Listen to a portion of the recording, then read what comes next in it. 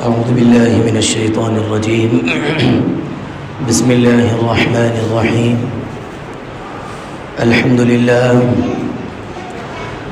لله وحده والصلاة والسلام على من لا نبي بعده ولا رسول بعده ولا معصوم بعده ولا أمة بعد أمتي ولا کتاب بعد کتابی اما بعد۔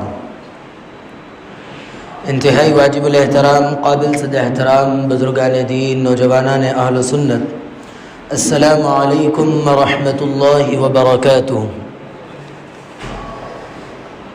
گزشتہ 2 جمعوں سے ہمارے درمیان یہ سلسلہ چل رہا ہے کہ جناب نبی کریم علیہ السلام کو جناب نبی کریم علیہ السلام نے حضرت ابو ذر رضی اللہ عنہ کو کچھ نصیحتیں فرمائی۔ ان نصیحتوں کا سلسلہ چل رہا ہے۔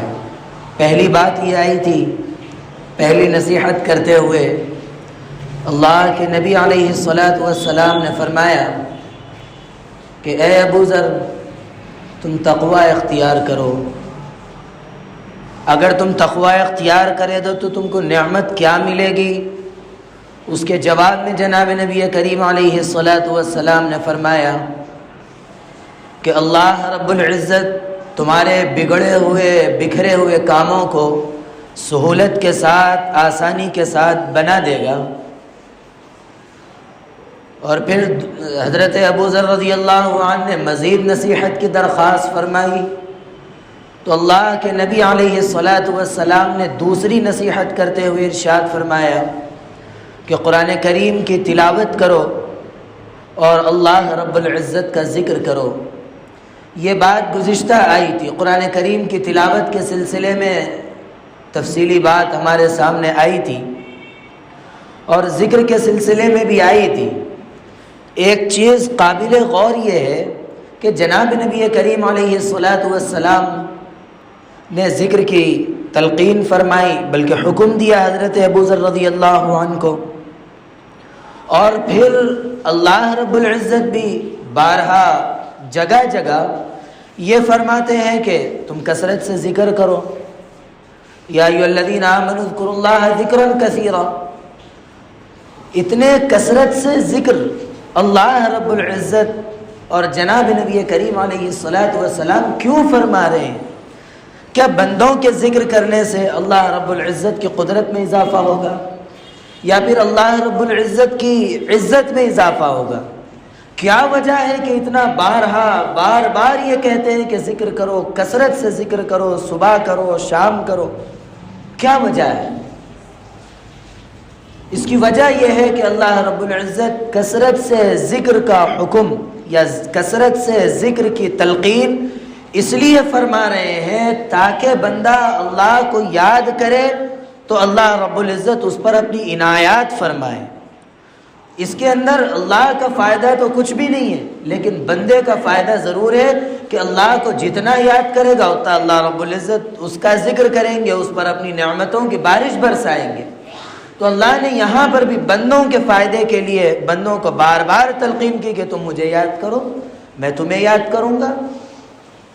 اور پھر ذکر کا ایک فائدہ یہ ہوتا ہے جب آدمی کثرت سے اللہ کو یاد کرتا ہے، جب بندہ اللہ کا کثرت سے ذکر کرتا ہے، اس کے دل میں اللہ کی ضربیں لگتی ہے، تو پھر وہ بندہ کبھی اللہ کو نہیں بھلا سکتا۔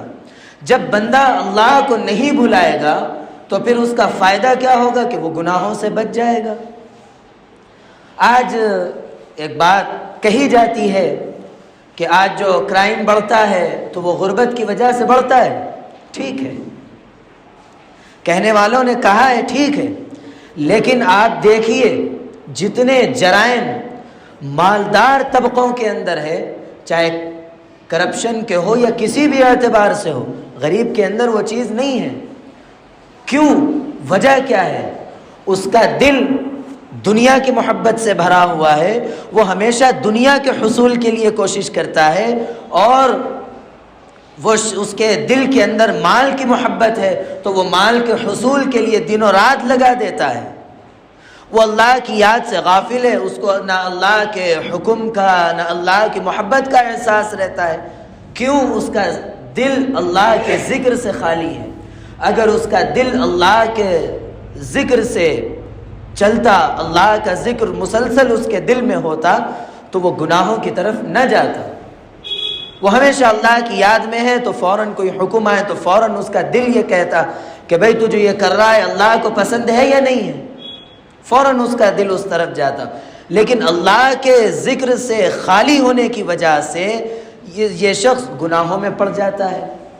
اگر کوئی شخص یہ چاہتا ہے کہ وہ اپنے آپ کو گناہوں سے بچائے، اپنے دل کو اللہ کے ذکر کی طرف لگا دے، اگر وہ لگا دے گا تو ہمیشہ اللہ اللہ اس کے دل میں چلتا رہے گا اور وہ اللہ کے احکامات پر عمل کرتا رہے گا اور اللہ کی قربت حاصل کرتا رہے گا. یہ ذکر کا فائدہ ہے. تیسری نصیحت، حضرت ابو ذر رضی اللہ عنہ نے جناب نبی کریم علیہ الصلاۃ والسلام سے فرمایا کہ یا رسول اللہ مزید نصیحت فرمائیے، زدنی. تو اللہ کے نبی علیہ الصلاۃ والسلام نے تیسری نصیحت کرتے ہوئے ارشاد فرماتے ہیں علیک بطول الصمت، کہ ابو ذر تم ہمیشہ خاموشی کو اختیار کرو، خاموشی کو اپنے اوپر لازم کر لو. آگے اللہ کے نبی علیہ الصلاۃ والسلام خاموشی کے دو فائدے بتاتے ہیں کہ اگر کوئی شخص خاموش رہتا ہے تو اس کو دو فائدے حاصل ہوں گے. پہلے فائدے کا تذکرہ کرتے ہوئے اللہ کے نبی علیہ الصلاۃ والسلام ارشاد فرماتے ہیں فَإِنَّهُ مَطْغَدَةٌ لِلشَّيْطَانِ، اگر تم خاموشی کو اختیار کرو گے تو سب سے پہلا فائدہ تم کو یہ حاصل ہوگا کہ تم شیطان کے فریب میں آنے سے بچ جاؤ گے. شیطان یہ چاہتا ہے کہ بندے کے زبان سے کچھ ایسے کلمات نکلواؤں جس کی وجہ سے آپسی محبتیں ختم ہو جائے، آپسی رنجشیں بڑھ جائے. شیطان یہ چاہتا ہے اگر کوئی شخص زیادہ بولتا ہے تو اس کی زبان سے بے ساختہ ایسے کلمات، ایسے الفاظ، ایسی باتیں نکل جاتی ہے جس سے آپسی محبتیں ختم ہونے کا ذریعہ بن جاتی ہے. اور پھر جب آپسی محبتیں ختم ہو جائے گی تو پھر اللہ کے اس حکم وَاعْتَصِمُوا بِحَبْلِ اللَّهِ جَمِيعًا پہ ہم کس طرح عمل کر سکیں گے؟ صرف کثرت سے بولنا ہم کو جہاں ہمارے اجتماعی اتحاد کو، اجتماعیت کو ختم کرتا ہے، وہی اللہ سے دوری کا بھی ذریعہ بناتا ہے، کیونکہ قطع تعلقی آدمی کو اللہ سے دور کر دیتا ہے. تو زیادہ بولنے کا نقصان یہ ہوتا ہے کہ آدمی اللہ سے دور ہو جاتا ہے. کیا اسباب بنتے ہیں دور ہونے کے؟ ایسے الفاظ اس کی زبان سے نکلتے ہیں جس سے دوسرے کو تکلیف پہنچتی ہے، اس سے آپسی تعلقات ختم ہو جاتے ہیں. اور پھر دوسرے فائدے کا تذکرہ کرتے ہوئے جناب نبی کریم علیہ الصلاۃ والسلام ارشاد فرماتے ہیں وَعَوْنٌ لَكَ عَلَىٰ أَمْرِ دِينِكَ، اور پھر خاموشی کا ایک فائدہ تم کو یہ پہنچے گا کہ تم دین کا کام کرنے میں، تم کو دین کا کام کرنے میں اللہ کی مدد حاصل ہوگی. خاموشی تو تمہاری مددگار بنے گی. یہ اللہ کے نبی علیہ الصلاۃ والسلام نے دو فائدوں کا ذکر فرمایا. اب ذرا اس سلسلے میں یہ دیکھیں کہ اس سے کیا ہمارے اعتبار سے، ہمارے معاشرے کے اعتبار سے ہم کو خاموش نہ رہنے کے کیسے نقصانات پہنچ رہے ہیں. پہلا تو یہ جس کا تذکرہ ابھی آیا کہ کثرت سے بولنا آدمی کو ایسے الفاظ زبان سے نکلواتا ہے کہ جس سے آپسی رنجشیں پہنچتی ہیں. اور پھر آدمی زیادہ بولنے کے چکر میں غیبت کرنے میں لگ جاتا ہے، چغلی میں لگ جاتا ہے، اور پھر اپنی بات کو سنوار کر کہنے کے چکر میں جھوٹ، مبالغہ آرائی کا شکار ہو جاتا ہے. اگر یہ شخص جھوٹ کا شکار ہو رہا ہے تو پھر وہ کس درجے پر پہنچ رہا ہے؟ لعنت اللہ علی الکاذبین پر جا کھڑا ہو رہا ہے کہ جھوٹ بولنے والوں پر اللہ کی لعنت ہوتی ہے، وہاں کھڑا ہو جا رہا ہے۔ اگر وہ شخص غیبت میں پڑ رہا ہے تو پھر وہ شخص اپنے مردار بھائی کے گوشت کھانے کے مترادف ہو رہا ہے۔ کیسے کیسے نقصانات پہنچ رہے ہیں، کس لیے؟ صرف زیادہ بولنے کی وجہ سے۔ اسی لیے آدمی جب کم بولتا ہے تو اس کو عقل مند بھی تصور کیا جاتا ہے کہ یہ کم بولتا ہے، یہ عقل مند ہے۔ اور جو شخص زیادہ بولتا ہے وہ شخص ایسے ایسے الفاظ نکالتا ہے کہ جو اس کی حیثیت سے بھی بڑے ہوئے ہوتے ہیں۔ ہے مثال کے طور پہ ہے 4 پیسے کا آدمی، بات کر رہا ہے روپے کی، ایسا بھی ہوتا ہے۔ کیوں؟ وہ زیادہ بولنے کا عادی بن گیا ہے۔ وہ کیا کہہ رہا ہے اس کو فکر نہیں ہے، وہ کیا کہہ رہا ہے اس کو ہوش نہیں ہے، وہ کیا کہہ رہا ہے اس کو کسی چیز کا احساس بھی نہیں ہے کہ وہ جو جملہ کہہ رہا ہے وہ جملہ اس کی حیثیت کے برابر ہے یا سامنے والے کی حیثیت کے برابر ہے۔ کچھ احساس رہتے ہی نہیں ہے، سب احساس ختم ہو جاتا ہے۔ کیوں؟ زیادہ بولنے کے چکر میں۔ اسی لیے آدمی جتنا خاموش رہے گا، جتنا زیادہ بولنے سے بچے گا، اتنا ہی زیادہ فائدے میں رہے گا۔ اور یہ کہتے بھی ہیں کہ جو کم بولتا ہے وہ کام بھی زیادہ کرتا ہے۔ آدمی اگر اور جب کوئی آدمی کوئی کام کرتا ہے تو اس کو جب زیادہ بولنے کی عادت ہوتی ہے تو وہ ہر شخص کے سامنے اپنی بڑائی کا تذکرہ کرتے رہتا ہے کہ میں نے یہ کام کیا، میں نے ایسے کیا، میں نے فلاں کیا، میں نے فلاں کیا۔ کیوں؟ بولنے کی عادت ہے، بس جہاں بیٹھے بولنا ہے۔ یہ کہہ کر وہ ریاکاری کر کے اپنا جو کچھ عمل کیا ہے وہ بھی غارت کر رہا ہے۔ کتنے نقصانات ہیں زیادہ بولنے کے۔ اور پھر زیادہ بولنے کی جس کو عادت ہوتی ہے وہ بسا اوقات ایسے بھی کر بیٹھتا ہے، کام کوئی اور کر رہا ہے، وہ صرف بیٹھ کے نظارہ کر رہا ہے اور وہ اس کا سارا اپنے اوپر لے لیتا ہے کہ میں نے کیا، میری کوشش سے ہوا۔ کیوں؟ بس اس کو جہاں بیٹھنا ہے اپنی بڑائی کرنا ہے، بولنا ہے کہ میں ایسا ہوں، میں فلاں ہوں۔ اپنی ذاتی بڑائی کا بھی یہ شخص عادی بن جاتا ہے۔ کیسے بنتا ہے؟ زیادہ بولنے کی جب اس کو عادت بن جاتی ہے۔ ان تمام برائیوں سے اگر بچنا ہے تو اللہ کے نبی علیہ الصلاۃ والسلام ایک ہی بات فرماتے ہیں کہ تم خاموشی کو لازم پکڑ لو۔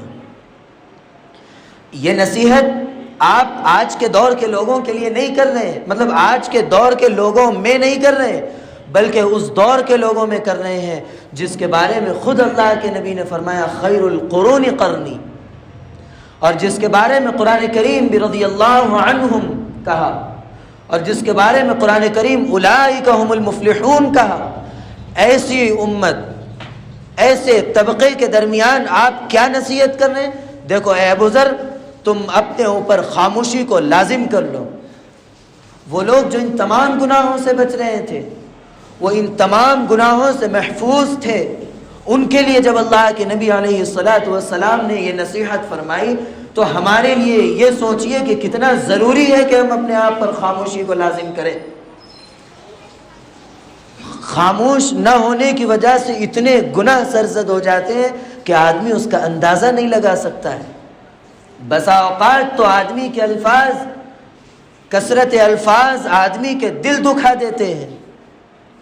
بتائیے کسی بھائی کا دل دکھانا، اس کو تکلیف پہنچانا کیسا ہے؟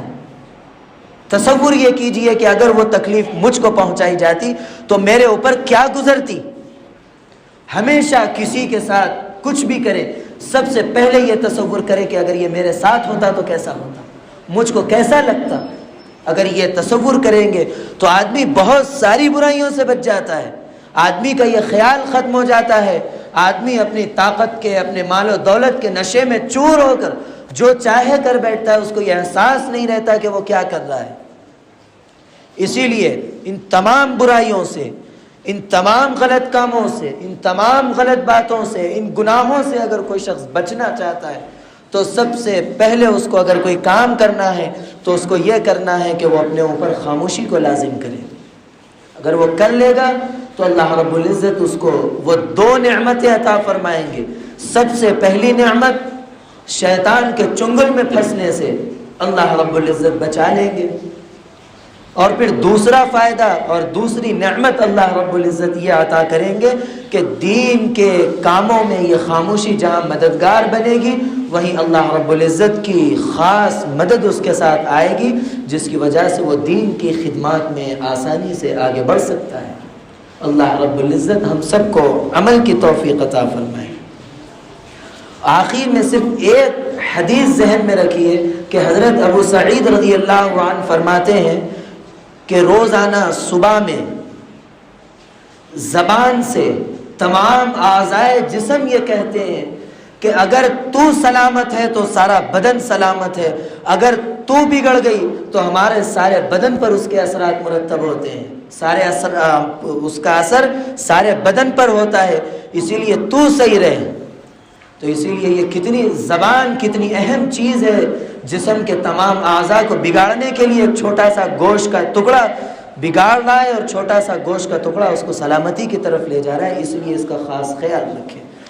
آخر میں مشتاق احمد خان بیمار ہے، ان کی صحت کے لیے دعا کیجیے، اور اسی طرح والدہ کی صحت کے لیے بھی دعا کی تقریباً 10 مہینے سے درخواست کی جا رہی ہے. دعا کیجیے اللہ مزید صحت عطا فرمائے. اگر یہ ساحر کا سحر ہے تو اس کی گردن ٹوٹے، اگر یہ بیماری ہے تو بحکم الہی واپس ہو جائے، اور اگر یہ کوئی نظر بد ہے یا کوئی اور چال ہے، سفلی ہے، ہنسا ہے یا رمل ہے یا جعفر ہے یا جس قسم کا کوئی ہو، اللہ رب العزت خیر و عافیت کے ساتھ شفاء کاملہ عاجلہ دائمہ مستمرہ عطا فرمائے. اللہ ہر چیز پر غالب ہے، واللہ غالب علی امری. یہ ہمارا ایمان ہے، ہم اس ایمان کے ساتھ اس امید کے ساتھ اللہ سے مانگے، اللہ رب العزت ضرور بالضرور شفا عطا فرمائے گا. اللہ رب العزت اسی طرح جتنے لوگ بیمار ہیں جن کے ہم پر حق ہے دعا کا یا وہ ہم تک بات پہنچانا چاہتے ہیں پہنچا نہیں سکتے، اللہ رب العزت انہیں بھی شفاء کاملہ عاجلہ دائمہ مستمرہ عطا فرمائے. اور جن کا ہم پر دعاؤں کا حق ہے ان کے لیے دعا کرنے کی توفیق عطا فرمائے، اور ان کے ہر جائز تمناؤں کو بر وقت بآسانی اللہ رب العزت اپنے فضل و کرم سے پورا فرمائے.